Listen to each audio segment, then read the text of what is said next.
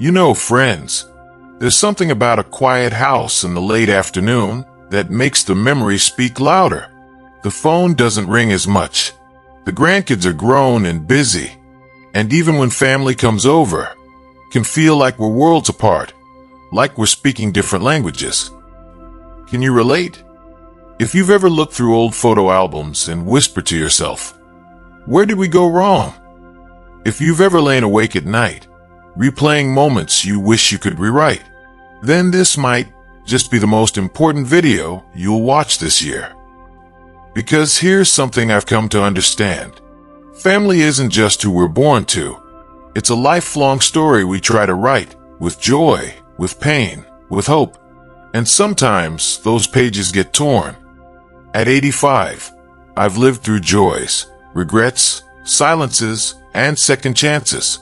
And I want to share with you 7 heartbreaking truths about family that no one ever warned me about. Truths I wish someone had whispered in my ear decades ago. Not to make you sad, but to help you find peace, to mend what can still be mended, or finally let go of what you were never meant to carry. Because if we don't face these truths, we risk reaching the end of our journey with hearts full of what-ifs, and that's a burden no soul deserves to bear. So stay with me, because truth number 6 might just change the way you see your entire story.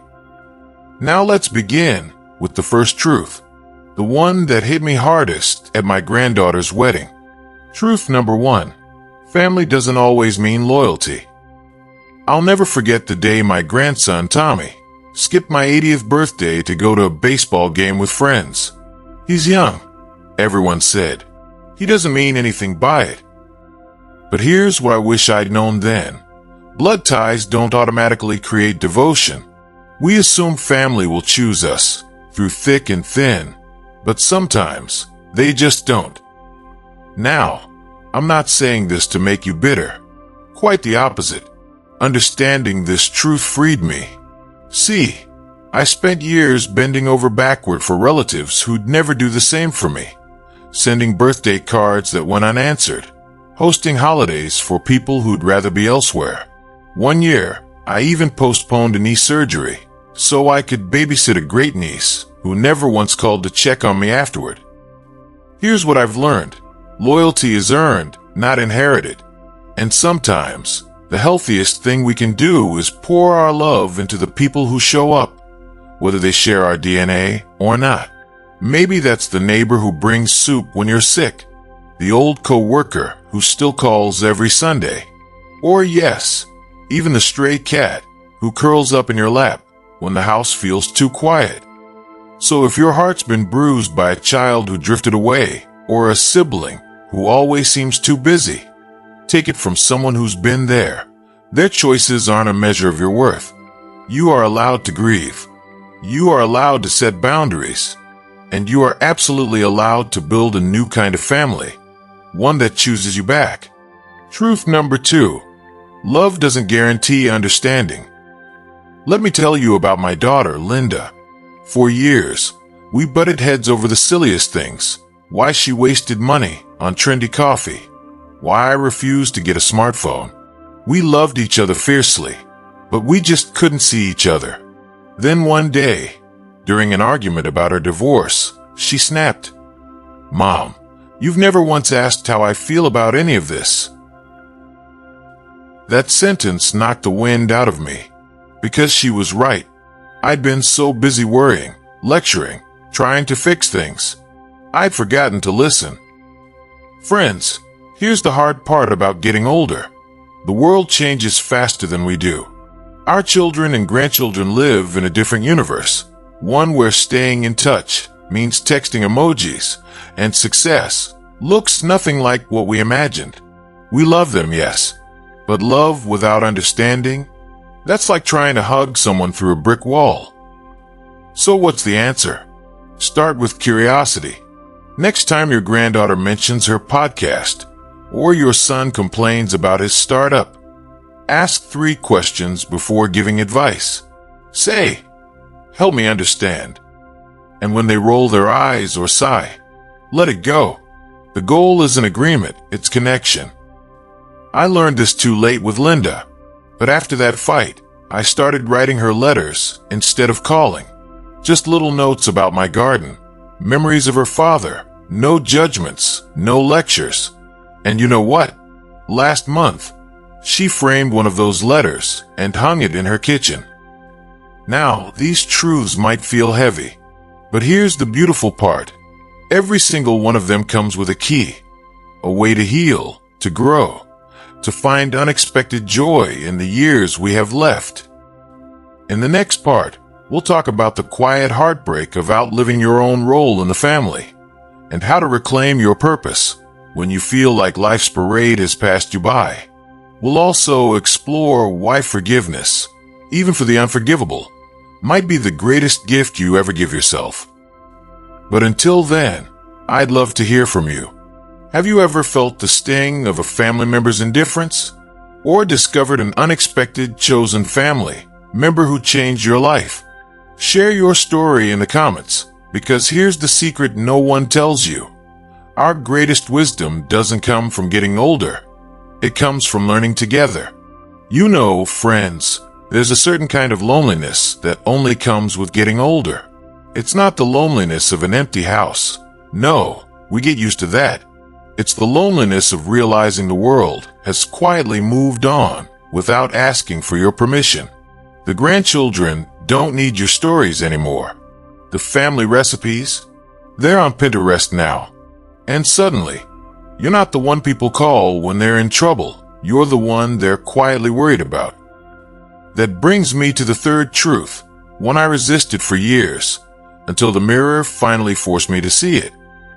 Truth number 3, you'll outlive your role, and that's okay.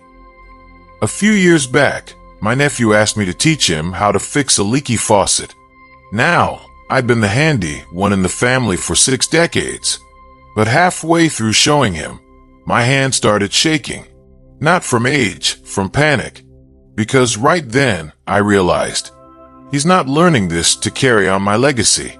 He's learning it so I don't have to do it anymore. Oof, that one hurt. We spend our lives building identities, the provider, the peacekeeper, the glue holding everyone together. But time has a way of retiring us from those roles, often without so much as a gold watch. One day, you're the matriarch hosting Thanksgiving. The next, you're being gently told to just bring the napkins while someone else cooks. Here's what I wish I'd known. When we cling too tightly to who we were, we miss who we could become. After my husband passed, I tried so hard to stay this strong grandma that I didn't notice how isolated I'd gotten. Then one rainy Tuesday, I signed up to read to sheltered dogs at the local rescue. Silly, right? But those muddy paws and wagging tails didn't care that I couldn't lift heavy grocery bags anymore. They just knew I had time to listen. So if you're feeling replaced, overlooked, or like your best years are framed in old photos, take a page from my book. Reinvent your purpose. Teach a class at the community center. Record your life stories for the great-grandkids you'll never meet. Adopt a rescue dog or a rescue human. The world still needs you, just not in the same way it once did. Truth number 4. Forgiveness is a gift you give yourself. Let me tell you about the box under my bed. For 40 years, it held every angry letter I ever wanted to send my brother Charlie. Letters about the inheritance he stole, the lies he told during Dad's illness, the way he skipped my wedding because of a poker game. I'd had new grudges like they were collectibles. Then last year, I got a call. Charlie had a stroke, couldn't speak, didn't remember my name. And just like that, my lifetime of righteous anger had nowhere to go. Friends, here's the brutal math of life. The people who hurt us often leave this world before we do. Or worse, they forget the pain they caused. And all those years we spent waiting for an apology, they become years we'll never get back. Now, I'm not saying you should invite toxic people back into your life. But here's the secret. Forgiveness isn't about them. It's about taking your power back. After Charlie's stroke, I burned every letter in that box. Not because he deserved it, because I deserve peace. Start small. Forgive the daughter who forgot your birthday. Forgive the son who moved across the country. Forgive yourself for the mistakes you made as a parent, a partner, a human being. Write it down. Say it aloud. Then let it go, like a balloon you release into a wide open sky. These truths aren't easy, but here's what I've learned in these 85 years. The most beautiful sunsets come after the storm clouds break. And right now, yes, right now, we're standing in the light. In our final part, we'll talk about the hardest truth of all, the one that took losing my dearest friend to finally understand. We'll also explore how to find joy in the in-between moments, the quiet mornings, the unexpected phone calls, the simple pleasure of watching birds at the feeder. Because here's the miracle no one mentions about getting older. The smaller your world becomes, the more room you have to truly see it. But before we get there, I'd love to hear, have you ever reinvented yourself later in life? Found peace in letting go of an old grudge? Share your story below. Your words might be the lifeline someone else needs today. There's a photo I keep on my nightstand. It's of my late husband, Gene, and me on our 50th anniversary. We're laughing, his arm around my waist, my head tilted back, like I just heard the funniest joke in the world. For years, I avoided looking at it. Too painful. Too many ghosts. But lately, I've started talking to that photo, telling Gene about the grandkids, the new lilies in the garden, even the price of eggs. And somehow, it doesn't hurt like it used to. Which brings me to the fifth truth, the one that took losing my oldest friend to finally grasp. Truth number 5. The words you don't say will haunt you longer than the ones you do. My friend Marjorie and I hadn't spoken in 12 years. A silly feud over a misplaced casserole dish at a church potluck. Can you believe it? We'd been through marriages, divorces, and cancer scares together. But that darn dish became the hill we both chose to die on. Then, last spring, her son called me. "Mom's in hospice," he said. "She keeps asking for you." I arrived with a handwritten apology and her favorite peonies. But when I walked into that room, she didn't recognize me. Alzheimer's had stolen her memories, and with them, any chance to make things right. Friends, we think we have time. We always think we have time. But here's what I've learned. The arguments, the grudges, the "I'll call tomorrows," they fade. What stays? The love you didn't express. The pride you didn't voice. The "I'm sorry" that got stuck in your throat. So do this for me tonight. Call the person you've been meaning to reach. Not tomorrow, tonight. Say the thing that scares you. And if they're already gone, say it anyway. To their photo, to the sky, to the empty chair at your table. You'd be amazed how the universe listens. Truth number 6. Family is a story, not a museum. When my grandson Jamie brought his fiancée Mark home for Christmas, I'll admit I struggled. Not because Mark's a man, but because he called me Kathleen instead of Grandma. Felt like a piece of my identity had been erased. But then Mark said something that changed everything. "Kathleen, Jamie tells me you taught him to waltz. Would you teach me too?"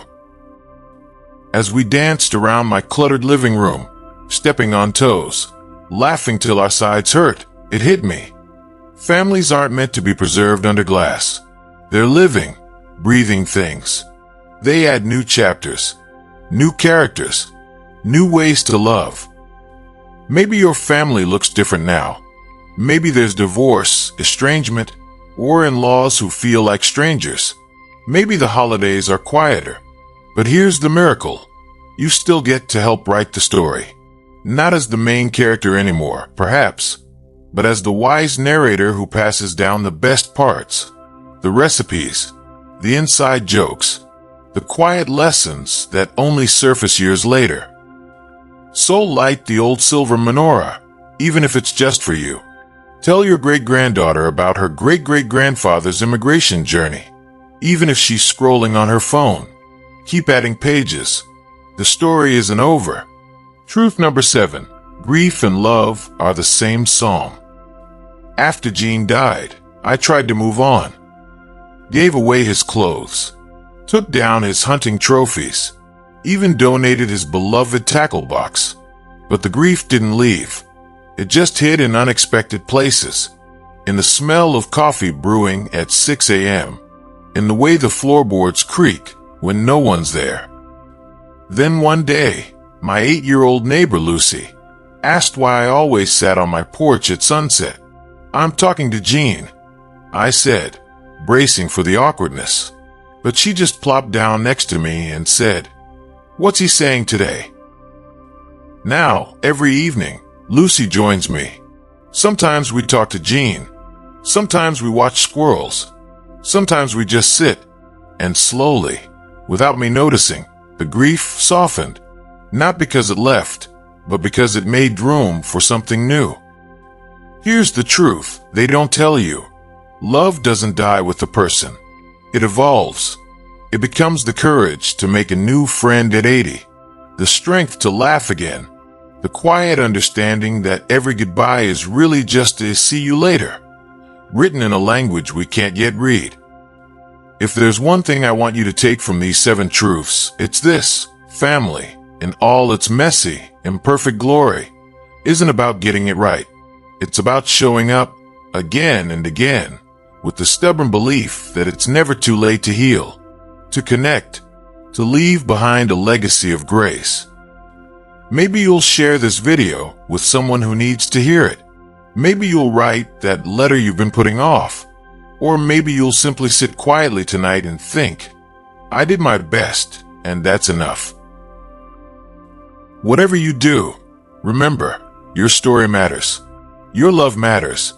And no matter how many candles are on your birthday cake, it's always a good time to. You're never too old to start living fully.